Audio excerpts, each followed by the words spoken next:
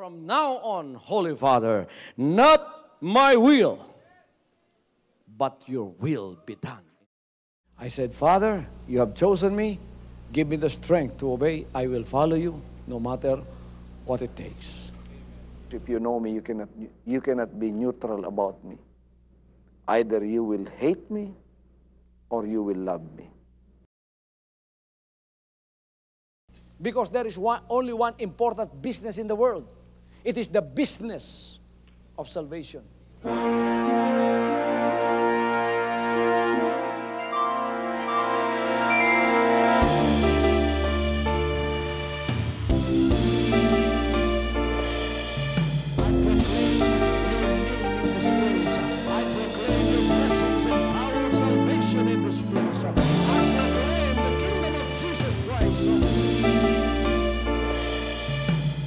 As I am concerned, and as far as the work of God is concerned, we have reached the end. Last September 13, 2003. When you find God, you find His love. Because God is love. Ganon ang pag-ibig ng Panginoon. Walang katapusan na yan ay bumabalik-balik sa atin. If you want to receive, you have to give. Receive it by faith and say, Lord, I will touch up. Because the game plan of God was to save us from seeing through the power of love. He has completed His salvation works in the Spirit. After April 13th, the door is open for everyone to come. The salvation works of the Father is now completed in me. Salvation is here.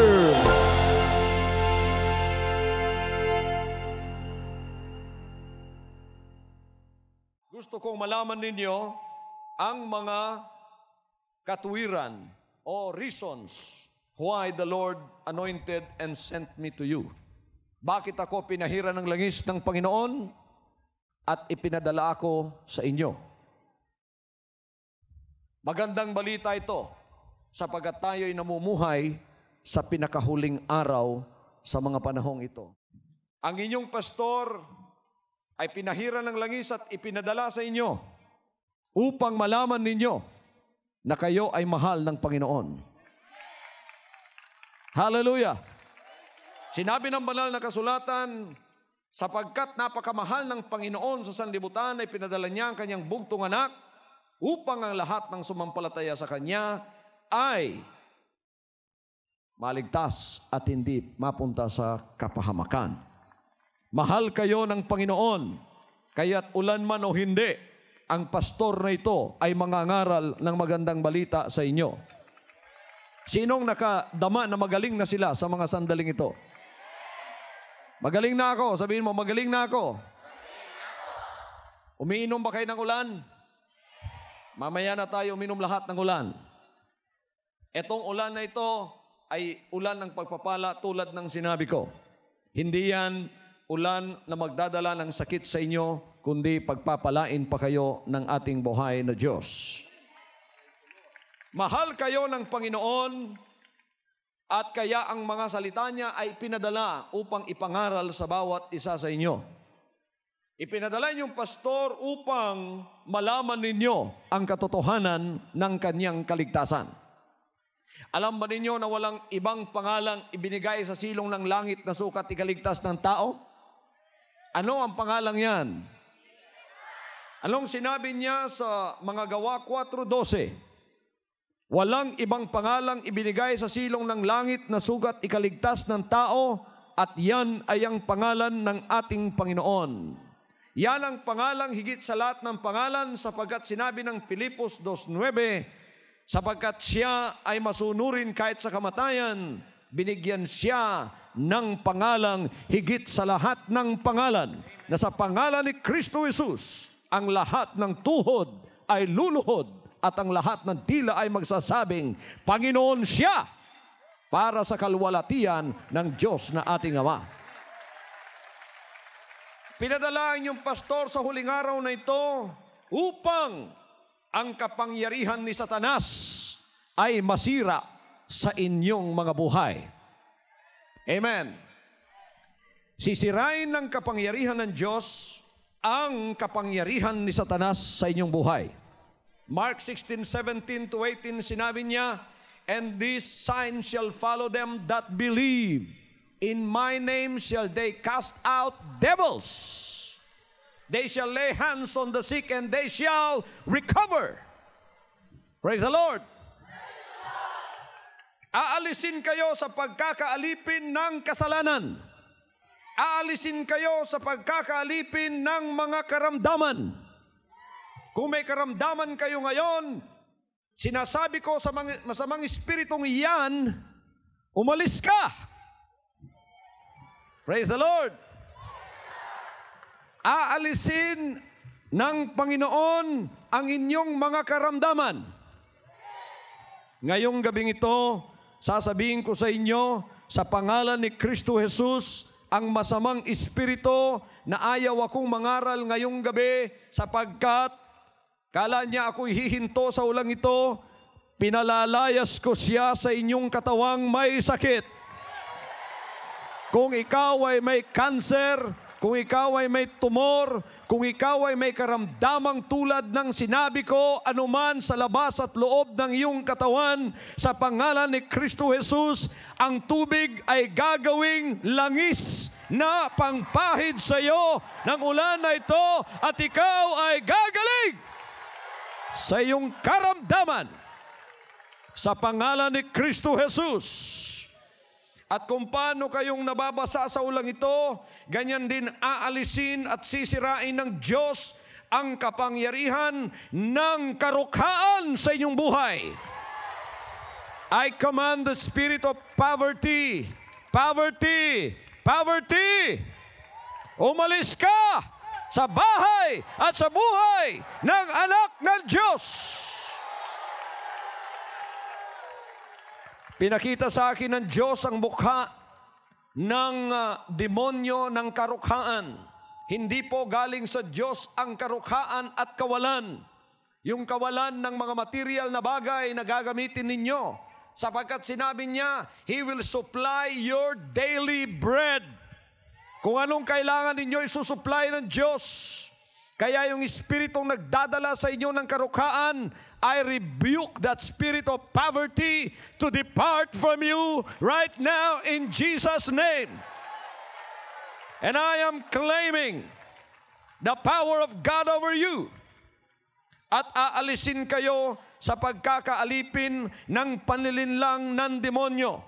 Huwag kayong magpalinlang sa demonyo at bibigyan kayo ng kapangyarihan ng Diyos upang malaman ninyo ang kanyang panlilinlang sa inyong buhay.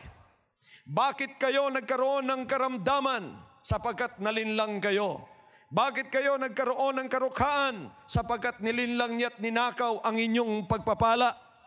Nagkaroon kayo ng karamdaman sapagkat sinabi niya ang alak ay makakabuti sa iyong buhay. Sinabi niya ang bisyo, mabuti yan sa iyong buhay. Kaya't napakaraming mga karatulang nakikita natin, ngunit pansira pala yan sa ating katawan hanggang sa ikaw ay may karamdaman na nakapasok siya sa iyo. Ngunit sa gabing ito, sinasabi ko sa masamang espiritu, umalis ka sa panlilinlang sa mga anak ng Diyos. Kahit saan ka man naroroon sa kanilang katawan sa bahay, umalis ka sa pangalan ni Kristo Jesus. Aalisin kayo ng Diyos sa pagkakaalipin sa religious bondage. Etong religious bondage ay ang interpretasyon sa banal na kasulatan na hindi tama, tulad ng paniniwalang ang Diyos ay tatlo. Pagka kayo naniniwalang ang Diyos ay tatlo, kayo ay nakatali.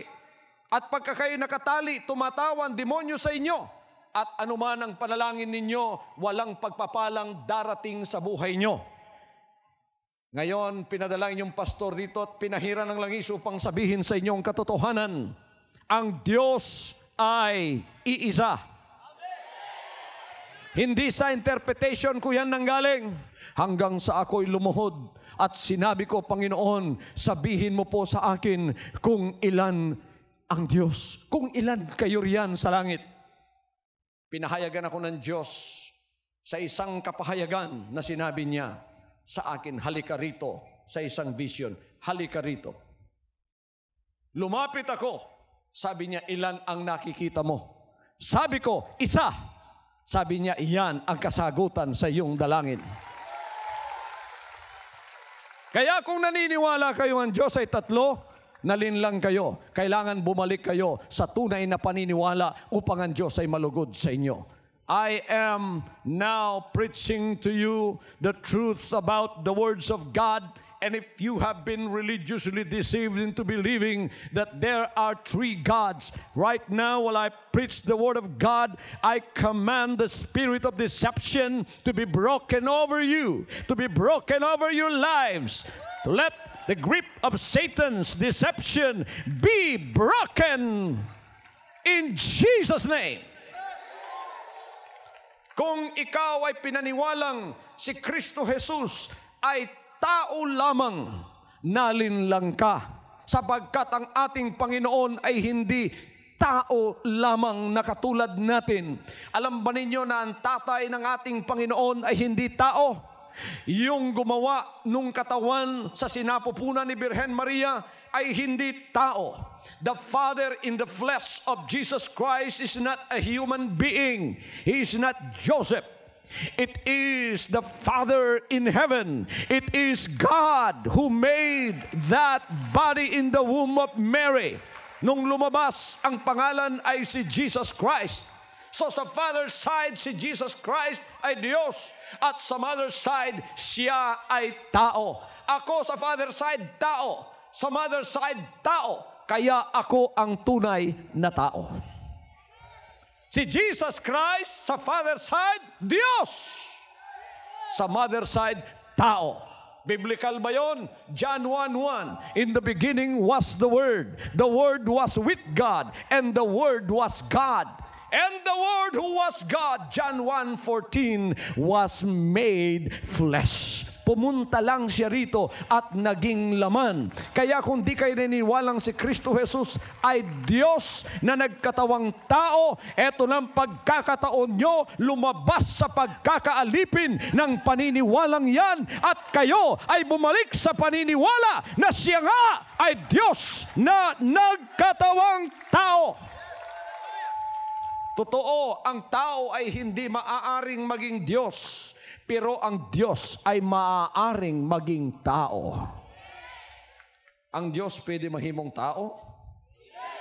Ang tao dili mahimong Diyos, pero ang Diyos mahimong tao. Kung gusto siya mahimong kabaw, kisimbot niya. Gamhanan yun ang Diyos, di ba? Makapangyarihan ng Diyos, di ba mga kapatid at mga kaibigan?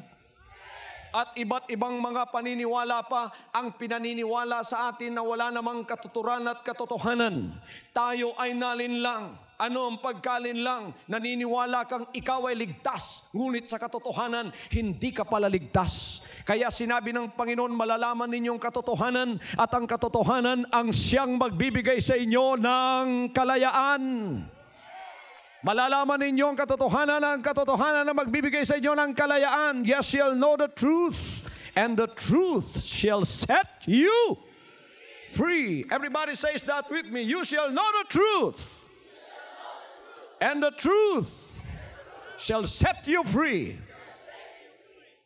Pinaniwala tayo sa mga bulaang Diyos, mga Diyos na hindi totoo.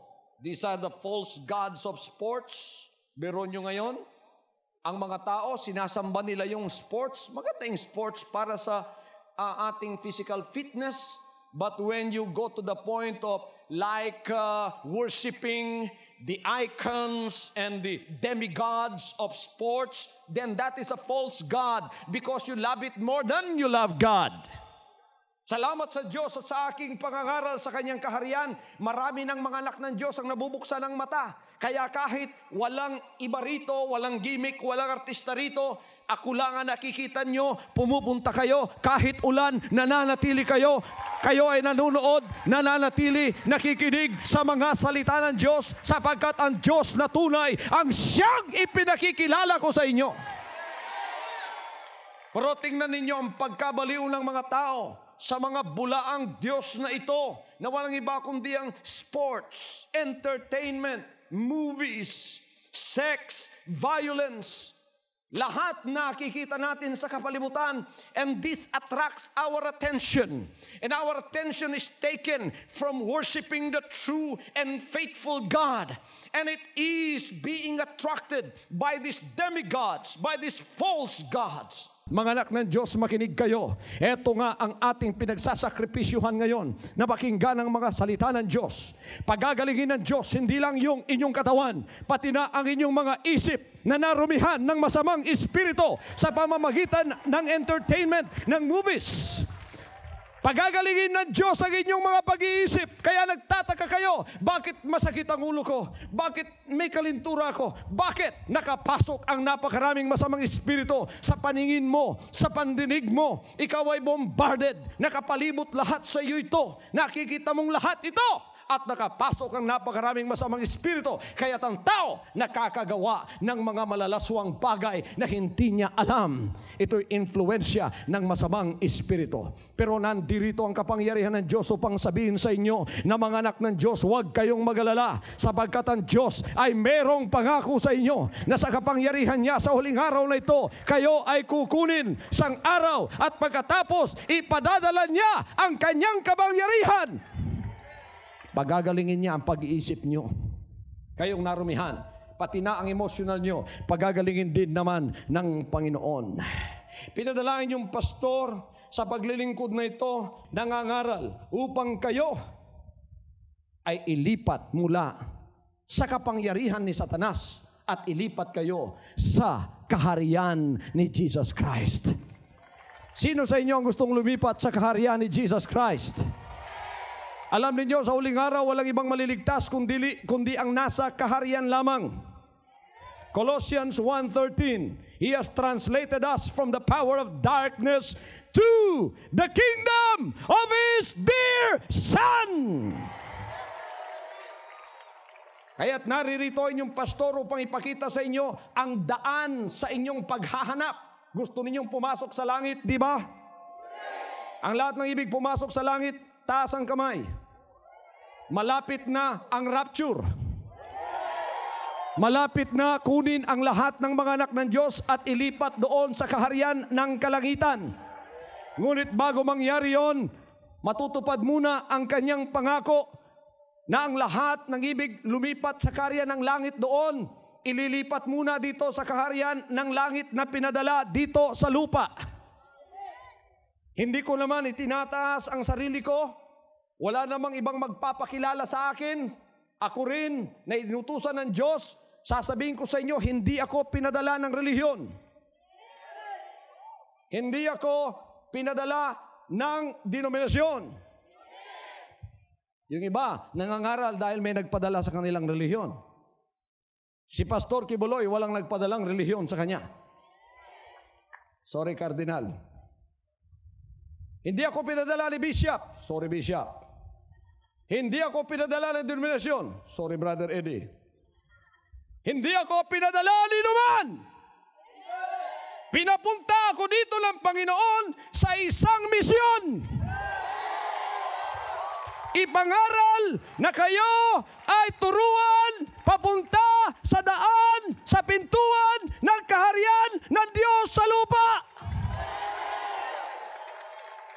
Kaya yung kanyang dalangin, Thy kingdom come, Thy will be done on earth as it is in heaven. Alam niyo mga kapatid, pabalik-balik siguro ipinapangaral ko ito, pero pakinggan niyo, ito na ang daan ng ibig makapasok sa langit. Sapagkat ako ang unang pinakitaan ng Diyos dito at ako'y kanyang pinadala upang turuan kayo, ito na ang pagkakataon ninyo. Hindi niyo alam kung saan kayo galing. Sinabi ko sa isang tao, saan ka galing? Sa nanay ko. Saan galing nanay mo? Sa nanay niya. Saan galing nanay niya? Sa nanay niya. Saan galing yung nanay at nanay at nanay at nanay at nanay niya? Umabot kami kay Adan at kay Eva. Saan galing si Adan at si Eva?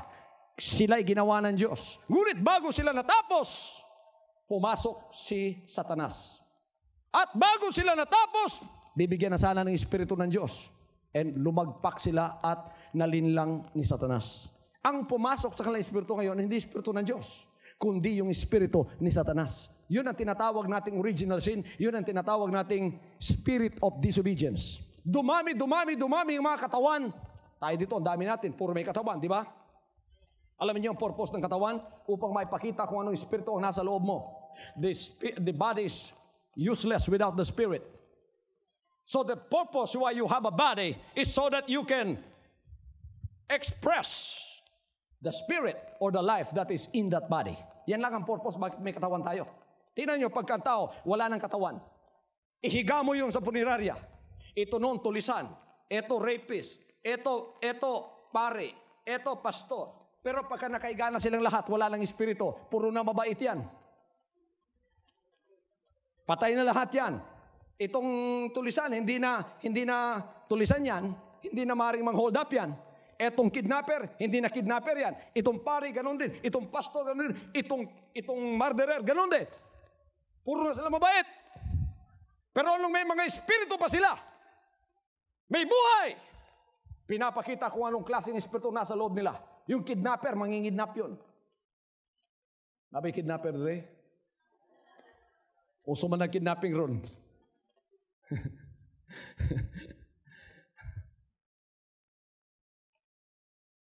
Yung mabait na tao, siyempre maging mabait yun. Kasi yun ang espiritong nasa loob niya. Kaya ngayon, napasok sa tao yung espiritong masama. Kaya't masama ang ginagawa niya. Dumami. Hanggang ngayon, napakarami ng mga tao, ganun pa rin ang kanilang pag-uugali. Ngunit salamat sa Diyos, magandang balita. Dumating si Jesus Christ. Unang-una sa mga Jewish people. Dumating siya. And then He broke the cycle of sin, which is the spirit of disobedience. And He said, I will obey the Father. I will teach people how to obey the Father. If my obedience means death, so be it. So He went to the cross of Calvary and died for us. That's the will of the Father. Jesus said, not my will, but thine be done. Ngayon, bumalik siya sa langit. Pagbalik niya sa langit almost 2,000 years ago, dumami na naman ang mga tao. Hindi lang mga Hudyo, pati mga Hentil. Pastor, sino pong mga Hentil? Alam niyo kung sino mga Hentil? Kayo, tayo. Ang mga tao na hindi Hudyo, Hentil lahat yan. Dumami! Yung mga espiritong galing kay Satanas, dumami. Tumira sa mga tao. Lahat kayo dito makasalanan, di ba?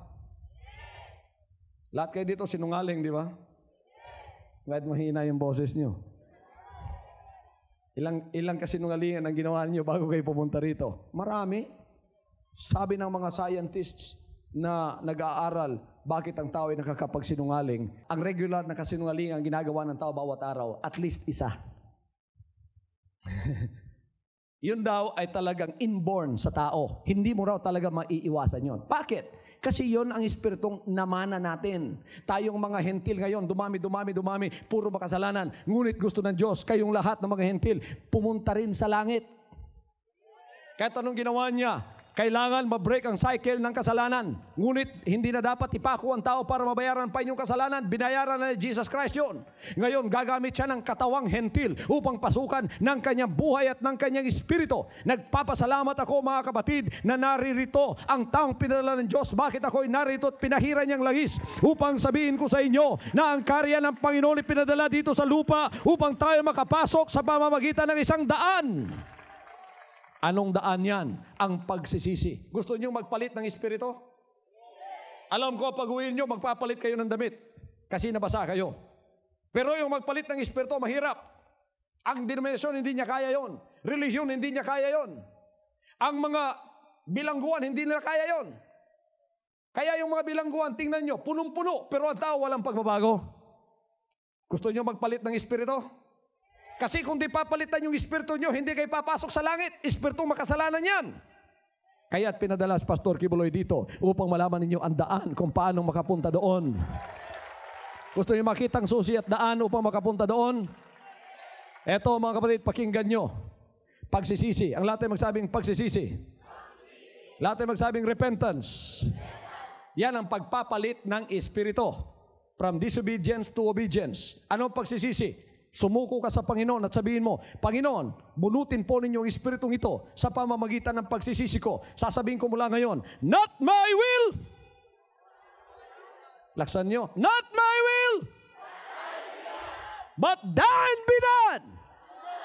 Pagka sinabi mo yan, nagsisi ka, at talagang ikaw ay may desisyong sumunod sa Kanya, bubunutin yung masamang espiritu sa iyo na espiritu ng kasalanan, pagkatapos papalitan ng isang bagong espiritu.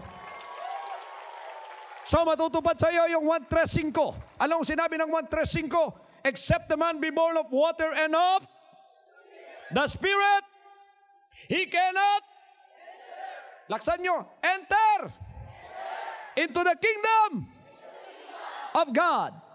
Sinong ibig pumasok? Mag-enter sa kingdom of God. Tingnan ko nga yung kamay nung ibig pumasok sa kaharian ng Diyos. Panginoon, nakikita po ninyo dito, ang mga anak ninyo, ang dami-dami nila. Ibig silang pumasok sa kaharian ng Diyos. Sa kaharian nyo. Sino rito ang ibig tumanggap ng isang bagong espiritu? Nabautismo na kayo ng tubig ngayon. Espiritu na ang kulang dyan. Pagkatapos, papalitan ang espiritu mo sa pagsisisi. Ang lahat ay magsabing, Panginoon! Yung willing lang, yung willing, hindi namimilit ang Panginoon. Yung willing na magpalit ng espiritu. Panginoon! Narito po ako. Isang makasalanan. O sige, taas natin na lahat ng ating kamay. Isang makasalanan. Hindi ko mababago ang sarili ko.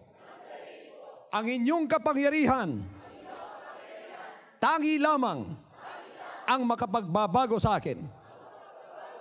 Ako po'y lalapit, magsisisi ng aking kasalanan, at sasabihin ko, mula ngayon, hindi na ang kalooban ko ang tutuparin ko, kundi ang inyo lang kalooban. Makikinig na ako ng mga salita nyo at ito'y tutuparin ko.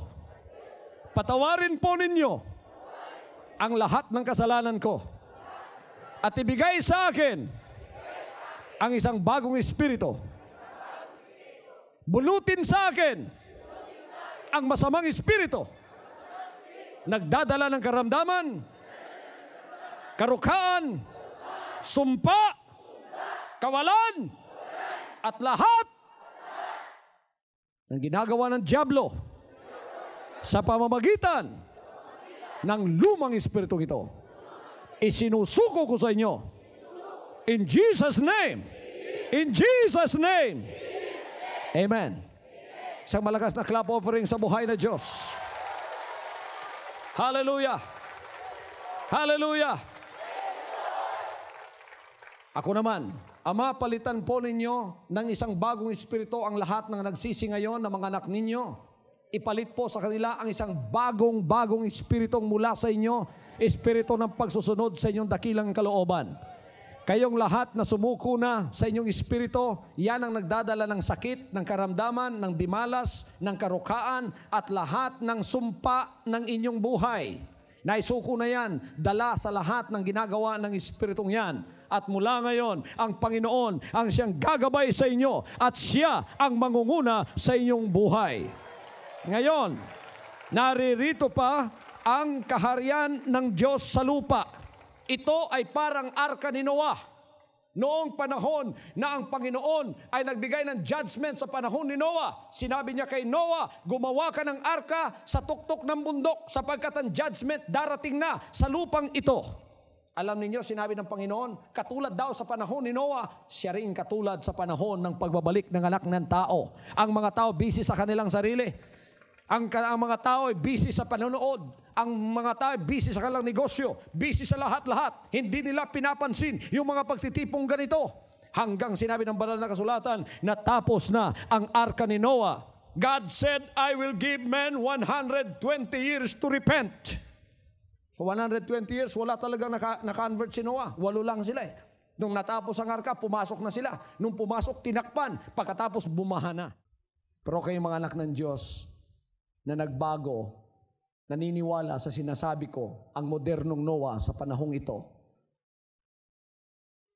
ako ang inutusan ng Diyos para sa arka ng kaligtasan. Kaya't necessary na hindi ako ipadala ng tao, hindi ako ipadala ng relihiyon, hindi ako ipadala ng denominasyon o ninuman ang magpadala sa akin sa huling araw na ito, ang tanging Panginoon lamang na interesado sa inyong kaligtasan. Si Jesus Christ lamang. Kaya't naririto ako, anong pag-asa ninyo? Makapasok sa kanyang kaharian sa lupa na tupad ng kanyang dalangin, thy kingdom come. Ibig ng tao pumasok doon. Mahirap pumasok sa langit, pangatlong langit. Kahit sa first heavens lang, mahirap na. Second heavens, lalong mahirap. Lalong mahirap ang third heavens. Hindi nyo maabot yun. Kaya't alam ng Diyos ang problema nyo. Anong ginawa niya? Huwag na kayong mabahala pa. Sapagkat yung hindi nyo maabot, pinapunta rito. Dumating na rito. Kailangan lamang magpadala siya ng tao.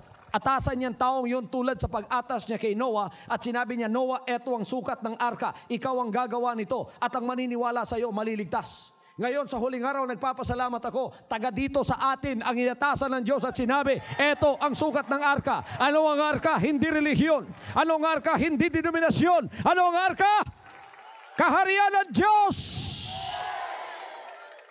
Yan ang arka ng ating kaligtasan, yun nakikita yan. Paano pumasok? Pagsisisi, magkaroon ng bagong espiritu. Kaya sinabi niya, maliban ng tayo panganak na muli sa espiritu, hindi makakapasok. Narito pa yung arkang yan, bukas ngunit tapos na. Malapit ng panahon na takpan yan. Habang bukas pa, mga kaibigan at mga kapatid, pumasok na po tayo sa arka ng ating kaligtasan at sabihin natin, Panginoon, ako po ay magsisisi ng aking kasalanan. Baguhin mo po ako. Nobody can change you. The leopard cannot change his spots, nor the Ethiopian can change his skin. Nobody can change your sin. It's a spiritual problem. It cannot be remedied by material means. It cannot be remedied by human means. It cannot be remedied by the ability of man to renew its fellow man. That's why religion and denomination are a great disappointment. It's only the power of God that can change your spirit, because that's a spiritual problem and it requires a spiritual solution. Ang solusyon ay ang pagsisisi. Sumuko ka, kusang loob, hindi ka napipilitan. Si Pastor Kimuloy lumapit sa Diyos, hindi napilitan. Kusang loob na sinuko ko ang aking lumang espiritu. Panginoon, ano ang pong utos ninyo sa akin ngayon? Tutuparin ko without condition. If it means my death in obeying you, so be it, like the apostles. When they obeyed the Lord, they died. Some of them became martyrs. Some of them were fed to hungry animals. Some of them were tortured. Some of them were torn to pieces. Some of them were stoned to death. But they did not mind it, because they have already a new spirit of obedience by saying, not my will, but thine be done. Ngayon, eto na ang pagkakataon natin makapasok dyan. Paano pumasok? Simple lang, ganun lang. Pagkatapos mga kapatid, makipag-isa kayo sa inatasan ng Diyos dito na ginagawa ang arka ng Panginoon ngayon sa kanyang kapangyarihan. Sa akin pong nadadama, ang arkang ito ay tapos na. Malapit na itong isara.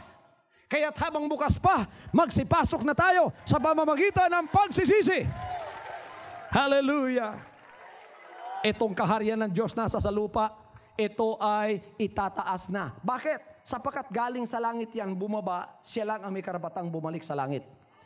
Ang relihiyon, walang karapatang pumunta roon dahil hindi galing doon yan. Dito'y tinayo yan. Denominasyon, hindi rin maring pumasok sa langit yan dahil itinayo lang ng tao yan. Dito yan, sa sanlibutan itinayo, kaya hindi makakapasok doon. Ang makakabalik doon, yung galing doon, bumalik dito, pumunta rito, at siya lamang ang makakabalik doon sapagkat doon galing yan. Yan ay ang kaharian ng Diyos na pumunta dito sa lupa. Welcome to the kingdom of Jesus Christ on earth. Hallelujah! Hallelujah! Pinapunta ako ng Diyos dito upang itaas ang kanyang dakilang pangalan. Wala kang itataas, anak, sabi ng Panginoon sa akin, ang pangalan lamang na makapagliligtas sa kanila. At tinignan ko ito ayon sa 4:12 ng Acts, ito nga ang katotohanan. Walang ibang nakataas dito, ang pangalan ni Jesus Christ. Woo! There is no other name. Ang lahat ay magsabing, there is no other name. Walang ibang pangalan. Laksan natin, walang ibang pangalan na ibinigay sa silong ng langit Sugat natin ikaligtas. Ano ang pangalan yan? Yan lamang ba pangalan? Kaya wag na kayong maglagay pa ng ibang pangalan. Huwag kayong luluhod sa ibang pangalan. Sapagat sinabi ng Philippians 2:9, ang pangalang yan ay binigay pinakamataas sa lahat ng pangalan, higit sa lahat ng pangalan, lahat ng tuhod luluhod. Pagka lumuhod kayo sa hindi pangalan ng Panginoon, sayang yung tuhod nyo. Kahit may kalyo pa, kahit may kalyo pa. Kahit pa ikaw ay lumakad papunta sa altar, walang kwenta yun sa Panginoon. Kailangan tayo bumalik sa kanyang mga salita at sa kanyang katotohanan. Pinadala yung pastor dito upang yan ay isa sa kanyang gagawin. At ako'y pinadala rito upang kayo ay tumanggap ng kanyang kapangyarihan ngayon. Taas ang kanang kamay. Tinatanggap ko? Laksan nyo, tinatanggap ko? Ang kapangyarihan mo, Panginoon. Ngayon. Ngayon. Ako naman nakataas ang kamay nyo.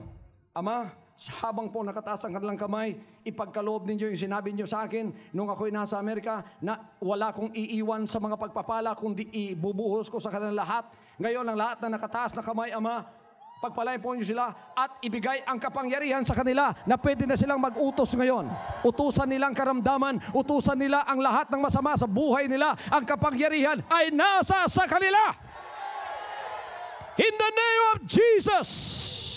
In the name of Jesus. Nadarama ko ngayon ay pinagagaling na ang hindi pa gumaling kanina sa pagpapasimula. Hindi kayo makatayo ng matagal noon, pero ngayon nakakatayo na kayo ng matagal. Exercise ang ating kanang paa. Kaliwa. Kamay. Wave offering. May kapangyarihan na kayo. Utusan ninyo ang kasalanan, yan ay aalis sa inyo. Utusan ninyo ang masamang espiritu, yan ay aalis sa inyo. Utusan ninyo ang dimalas na espiritu, aalis sa inyo yan. Ako'y pinapunta rito upang ipaalam sa inyo bilang anak ng Diyos na malapit na nga siyang bumalik at makipagkita na sa atin. Amen. Hindi relihiyon at denominasyon ang inyong pag-asa. Kaharian ng Diyos at si Jesus Christ ang inyong pag-asa. Ako'y pinapunta rito upang tanggapin ninyo ang lahat ng kapakinabangan habang kayo ay naririto. Ano yon, Pastor?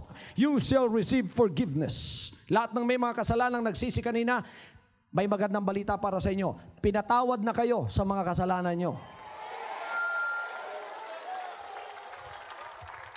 Kayong mga anak ng Diyos na pinatawad na, mga covenant members, makinig kayo.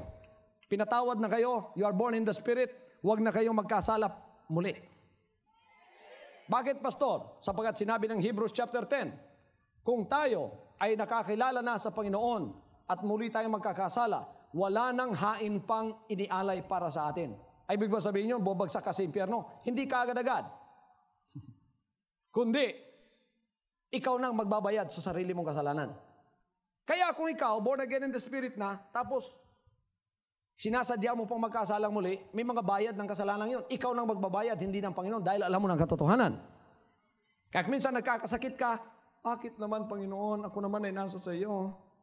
Kung minsan meron kang mga kapahamakang natatagpuan sa buhay mo, yun ay pagbabayad sa kasalanan mo. Ikaw nang nagbabayad noon. Kaya't kung tayo ay nasa Panginoon at kilala natin siya at nakapagsisi ng kasalanan, yung hindi pa nakapagsisi ngayon, lahat ng kasalanan ninyo, noon pa, 50 years ago, kung 50 years na kayo ngayon, pinatawad ng lahat yun, hindi nyo babayaran yun. Binayaran na ng Panginoon yun. Ngayon, nakapagbayad na ang Panginoon sa atin, huwag na tayo magkasalang muli, kundi tayo lang magbabayad niyan. Amen? Amen? Kaya, isa kang anak ng Diyos, born in the Spirit, meron kang sakit dito, hindi gumagaling, isipin mo, baka meron akong nagawa, pagkatapos alam ko ng katotohanan, hindi gumagaling to. Pagsisihan mo yon at bayaran mo. Yung pagbabayad mo araw-araw, aray. Ilang araw binayaran mo? 5, 10. Pagkatapos nun, mabayaran mo na yun, maalis na yun. Automatic na yan. Kasi walang karamdaman na mananatili sa katawan mo sapagat ikaw ay sanang anak ng Diyos. Hallelujah! Ano pa ang kapakinabangan? Benefits, healing. Yung pagpapagaling, walang mananatiling karamdaman. Kayong narito ngayon, walang mananatiling karamdaman sa inyo na hindi gagaling sa pangalan ni Kristo Jesus. Gumaling na ang karamdaman niyo sa katawan, sa espiritu. And also redemption. What is that redemption? It is redemption from any kind of curses in your life. Redemption from anything that is binding you. Loving kindness, yung kabutihan ng Diyos, tender mercies, yung kanyang kaawaan, hindi aalis sa buhay mo yan. Kaya pagka ikaw ay may problema, hopeless ka! Huwag kang mag-isip na magpakamatay. Paghintay ka muna. Ikaw nanonood ngayon, ha? Delayed telecast to. May problema ka, ang bigat-bigat ng problema mo. Kasi nakalimot ka sa Diyos, eh. Matagal ka nang nanonood sa Hour of Truth at Powerline, nagpapakabingi-bingi ka lang. Ngunit ngayon may problema ka, halos hindi mo na makayanan. O huwag ka muna mag-isip ng masama. Makinig ka, bumalik ka, makipagkita ka sa Kanya sa pamamagitan ng ministering ito. At patatawarin ng Diyos ang lahat ng kasalanan mo. And satisfaction with every good thing. Everybody say satisfaction with every good thing. Sino ang gusto ng isang bagong bahay? Hinihiling ninyo isang bagong sasakyan. Magandang trabaho. Maraming pera. Na pambayad sa utang. Araw-araw ay may pagkain kayong sagana. Para sa ikabubuti ng iyong pamamahay. Sinong gusto niyan? Sasabihin ko sa inyo, the Lord will satisfy you with every good thing. This is one of His benefits that you will reap according to the Word of God. Do not worry, child of God, because this will happen to you by the power of God that I am invoking to you right now. In Jesus' name. In Jesus' name. What are you doing right now? Seeking first the kingdom of God. He said, seek ye first the kingdom of God and His righteousness. And all these things, pera, magandang trabaho, bahay, sasakyan, i-claim ninyo ngayon. Walang pagkaubos ang pagpapala ng Diyos sa bawat isa sa inyo. Katawan na walang sakit. Ikaw may sakit ka, pupunta ka sa doktor, hindi mo alam kung saan ka kukuha ng pera, pinagbili mo na yung mga lupa nyo, pinagbili mo na yung bahay nyo, yung magulang mo hindi pa rin gumagaling, ang sumpa tumatawa si Satanas sa inyo, sige pa hanggang kayo mamulubi, hanggang kayo ay maghikahos, hanggang kayo ay mamatay. Ngunit sabi ng Diyos ngayon sa iyo, Satanas, umalis ka na sa buhay nila at sasabihin ko sa inyo, anuman ang kahilingan nyo, panghawakan nyo, sapagkat ang pananampalataya ay papasok na sa inyong buhay mula ngayon. Amen? O ang katapusan na gagawin ng Panginoon, kayo ay dadalhin sa Kanyang kaharian sa kalangitan. Hallelujah! Malapit nang mangyari yan, as it was in the days of Noah. Nilait si Noah, pinersecute si Noah, inusig si Noah, lahat ginawa kay Noah. Pero nung dumating na ang baha, mga kapatid at mga kaibigan, umangat na ang arka, yun lang ang nakikita ngayon. Sa huling araw, sabi ng Panginoon, when judgment time comes, as it was in the days of Noah, so shall it be in the days of the coming of the Son of Man. Ang ihuhugas sa buong sanlibutan ngayon, hindi tubig, apoy. Sa huling araw, sinabi ng Revelation, itong buong sanlibutan ay makakaranas ng panghuhugas sa pamamagitan ng apoy. Whether we like it or not, in the last days and in the battle that will ensue, which is the battle of Armageddon, nuclear war will happen. Wala kang pupuntahan sa sanlibutan na hindi tatamaan ng mga bombang nuclear na yan. Itong Pilipinas, 2 bomba lang ito. Tapos tayong lahat. Yung malalaking bansang yan, from China, magpadala ng missile dito, 2 bomba lang tayo dito sa Mindanao. Sapagkat pagka pumutok yan, halimbawa sa Davao, pagka pumutok yan, ang radius niyan, from 1 to 200 kilometers, flat lahat yan. Abo lahat yan. Walang maiiwan dyan. Ang lahat ng buhay, ang lahat ng nakatayo, ang lahat ng punong kahoy, patay lahat yan. Read Revelation 17 and 18 about these apocalyptic judgments, and you will know what will happen when people are left behind and they have missed the rapture. Hindi pananakot yan, kundi yan ay katotohanan. Kaya ang pag-asa ng tao pumasok ngayon sa paglilingkod sa kaharian ng ating buhay na Diyos. At that time, demigods will be hiding behind the rocks.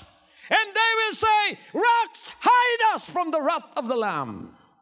Yung mga relihiyon nyo, hindi makapagliligtas yun. Yung denominasyon nyo, hindi makapagliligtas yun. Yung mga pastor nyo, yung ibang mga nangangaral sa inyo, paghahabulin ninyo, sinabi ninyo, makapagliligtas kayo. Sinabi nila, kami rin, akala namin, makapagliligtas kami. Pareho na lang tayo. Pero wala yon. Ngayon, nagpadala ang Panginoon ng pamamaraan. Kaharian ng Panginoon pinababa dito upang mapasok natin.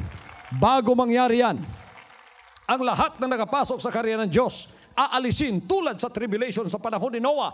They were insulated from that tribulation. Hindi sila nadamay sa tribulation na yon. Ganon din ang makakapasok sa kanyang kaharian.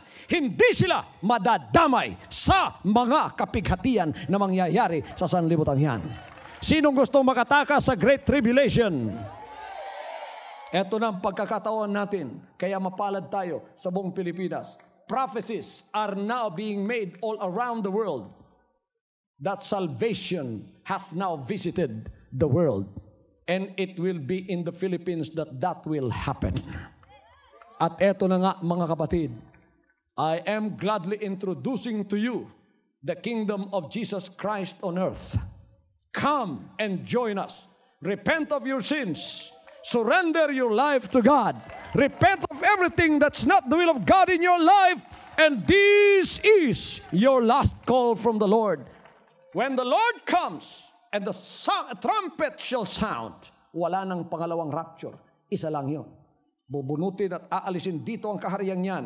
Ang lahat ng nakapasok sa kaharian yan sa pamamagitan ng repentance o pagsisisi, silang lahat ay kukunin at iaahon at dadalhin doon sa pinangako ng Diyos na sinabi niya, let not your heart be troubled. You believe in God, believe also in me.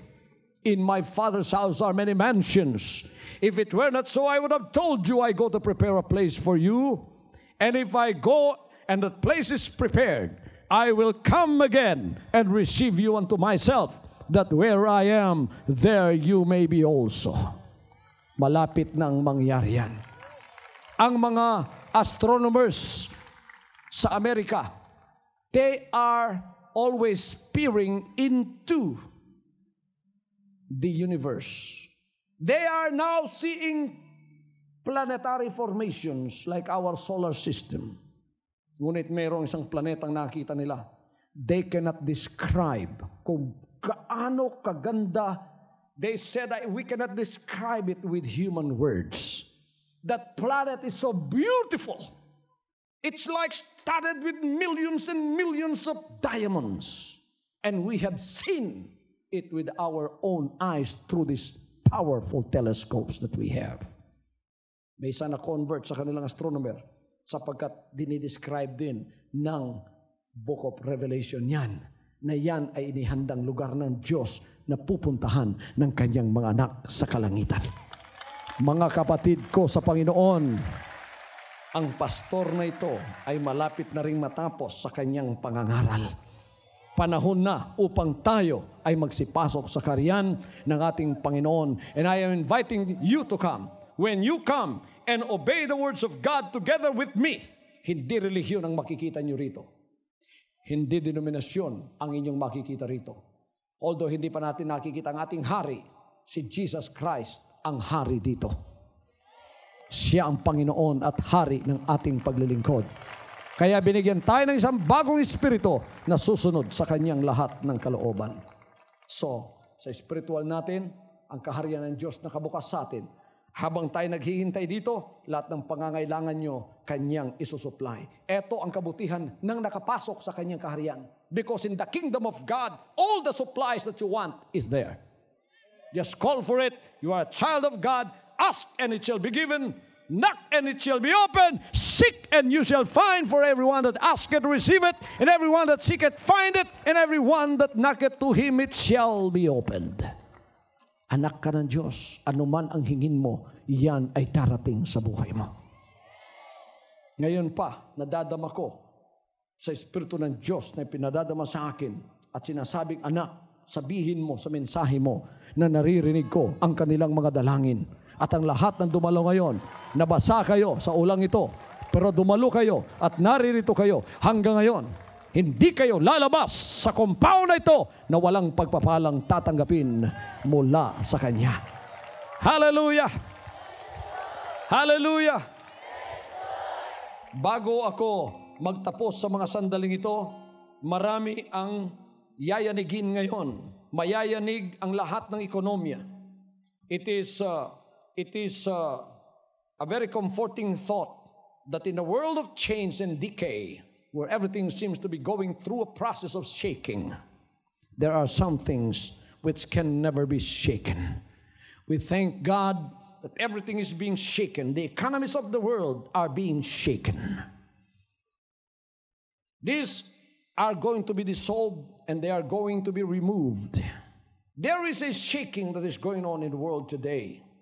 There is a shaking of political systems. There is a shaking of religious systems.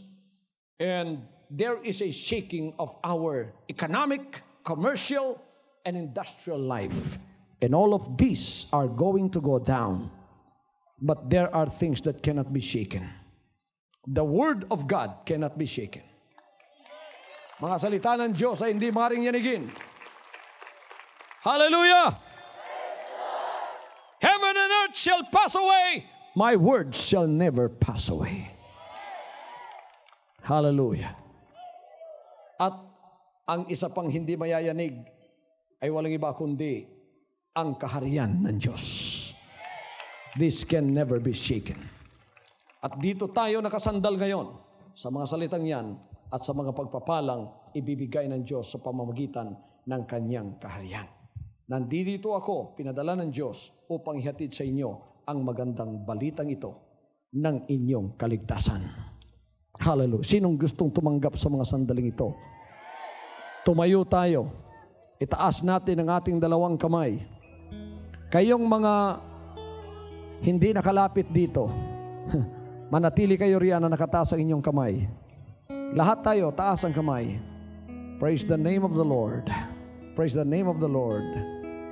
Alam niyo mga kapatid, itong perimeter na ito na inyong kinatatayuan, huwag kayong lalabas muna riyan ha. Diyan, yung perimeter na yan. Mula doon hanggang dyan. This is the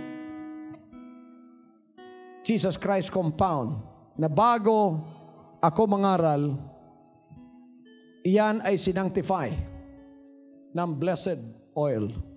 Ibig sabihin, angels are thronging around here, waiting for your prayers. Mananalangin muna tayo. Okay? Praise the Lord. At ako'y dadalangin muna. Nakataas ang ating kamay. Habang ako'y umawit, ilabas ninyo lahat ang problema nyo. Wala kayong iwan na problema, wala kayong dadaling problema. All problems, ilabas ninyo lahat. Iwan nyo lahat dito. Yung lahat ng kailangan nyo, yung lahat ng problema nyo, iwan nyo lahat dito. Walang problemang hindi nyo iiwan. Hallelujah. Hallelujah.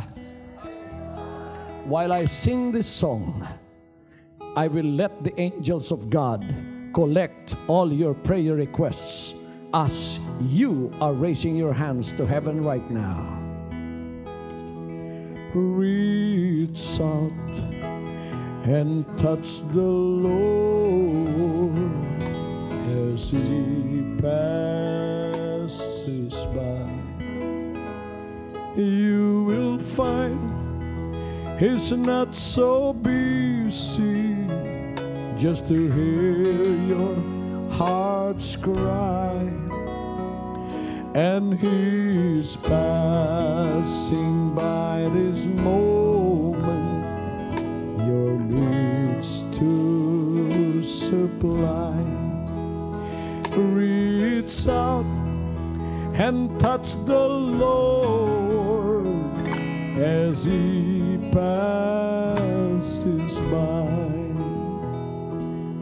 or reach out and touch the Lord as He passes by, you will find He's not so busy just to hear your heart's cry, and He's passing by this moment your needs to supply, and reach out and touch the Lord as He passes by. Oh Lord, He touched me. Oh, He touched me. And oh, the joy that floods my soul. And something happened, and now I know He touched me, and He made me whole. He touched me. Oh, He touched me. And oh, the joy that floods my soul. And something just happened, and now I know He touched me, and He made me whole. Kayong nasa harap ninyong television sets, mananalangin muna ako sa inyo. Hawakan ninyong television sets ninyo bilang point of contact ng kapangyarihan ng Diyos. In the name of the Lord Jesus Christ, sa pangalan ni Kristo Jesus, anak ng Diyos, habang nakahawak ka sa iyong TV set, ang kapangyarihan ng Diyos ay darating sa iyo. Palalayain ka sa iyong bilangguan ng karamdaman, bilangguan ng karukhan, bilangguan ng kawalang pag-asa, at papasok sa iyo ang kapangyarihang yan sa mga sandaling ito. Madadama mo ang kuryente, ang init ng kapangyarihan ng Panginoon na papasok sa iyo sa pamamagitan ng Kanyang banal na Espiritu sa pangalan ni Kristo Jesus. Ikaw na ang anak ng Diyos. Sa mga sandaling ito, papasukan ka ng kapangyarihan, at ang karamdaman sa loob at labas ng iyong katawan ay mapapawi sa mga sandaling ito. In the name of Jesus, kayo lahat naririto sa Cathedral Compound, 50,000 of you that are here have attended tonight bilang mga covenant partners at covenant members. Lahat kayo na mga anak ng Diyos na dinapuan ng ulan sa mga sandaling ito. Yan ay mga ulan ng pagpapala. Yan ay bautismo sa inyo sa tubig ng mga pagpapala ng Diyos sa inyong mga buhay, at walang isa man sa inyo na lalabas dito na hindi tatanggap ng mga pagpapalang yan sa inyong mga pamumuhay. Nadadama ko ngayon sa pamamagitan ng kapangyarihan ng Diyos ang mga espiritu ng karamdaman na aking sinasaway lumalabas ng lahat sa inyong mga pangangatawan. In the name of Jesus. In the name of Jesus. In the name of Jesus. From now on, Holy Father, not my will, but your will be done. I said, Father, you have chosen me. Give me the strength to obey. I will follow you no matter what it takes. If you know me, you cannot be neutral about me.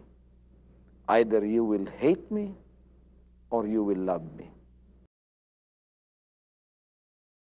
Because there is only one important business in the world. It is the business of salvation.